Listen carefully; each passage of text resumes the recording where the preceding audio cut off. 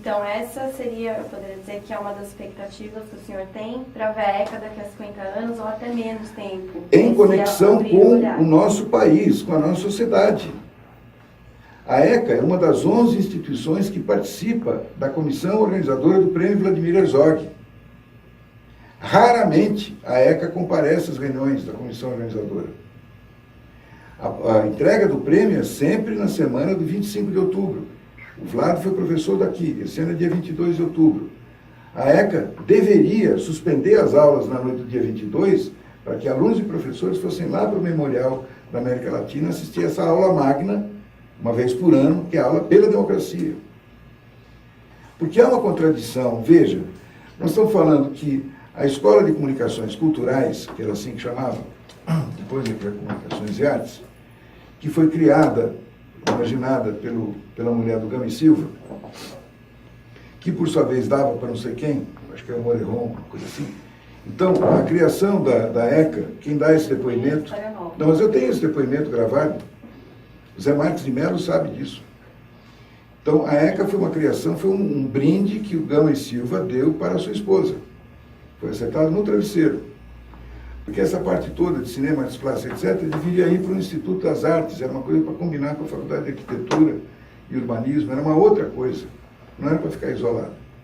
Quando se cria a Escola de Comunicações, 66, é a época que o Chacrinha está dizendo que quem não se comunica, se trombica. Então é muito contraditório que a criação desta escola e depois a porção de outras tenha se dado exatamente na época da censura. Na época da ditadura mais braba. Não é esquisito? Escola de comunicações para quê? Se estava proibido comunicar. Se censura a imprensa, censura o teatro, o cinema, perseguição às lideranças, não ter eleição, etc. Então, veja que tem uma coisa aí contraditória, aparentemente, ou não. Então, de certa maneira, a ECA ela se instala contra a maré, em geral.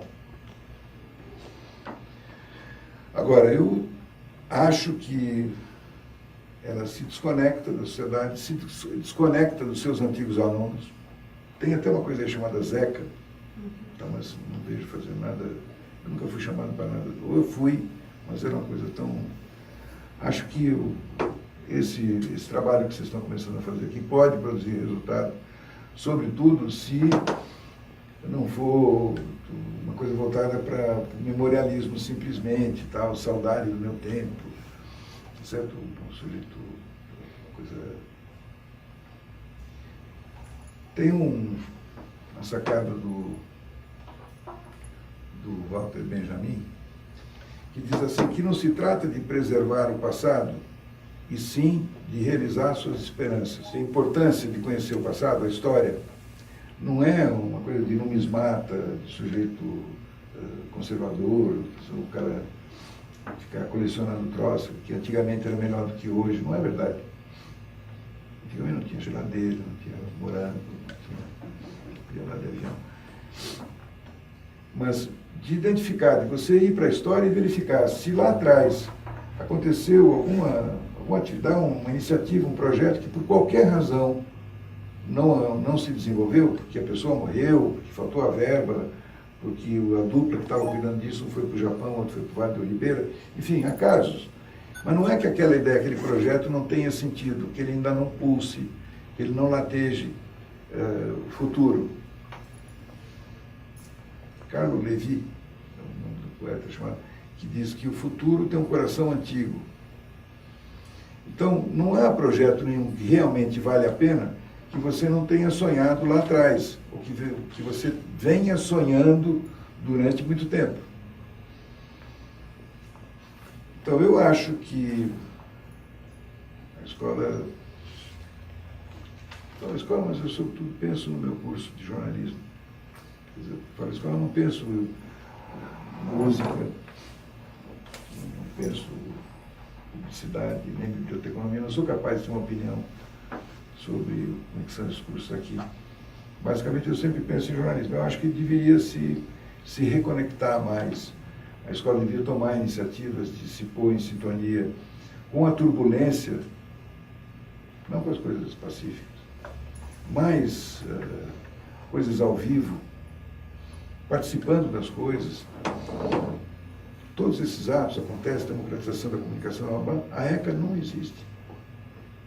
Não aparece o nome dela assinando, celebrando nenhum abaixo-assinado, encaminhando nenhum documento, nada. E antigamente existia, na época do senhor? Não, também não. Os não? Estudantes sim. Não, porque nós tivemos aqui, na sim, nossa época, sim, nós tivemos aqui intervenção, o que precisa ser cuspido nesse cara, a cara do sujeito. Eu queria ter a foto dele aqui para cuspir nele. O cara chamado Nunes, o diretor, o interventor da história, um fascista, aqui, que foi colocado aqui para quebrar essa escola. Acho que ele está vivo. Se estiver vivo, tem que ser ouvido, esse pulha. Levantar a história da Elda Barraco, que chegou a ser chefe do departamento de jornalismo e que mandou incendiar, tacou fogo em toda a coleção dos jornais do centro de imprensa que nós tínhamos montado aqui. Zé Marcos de Mello conta isso.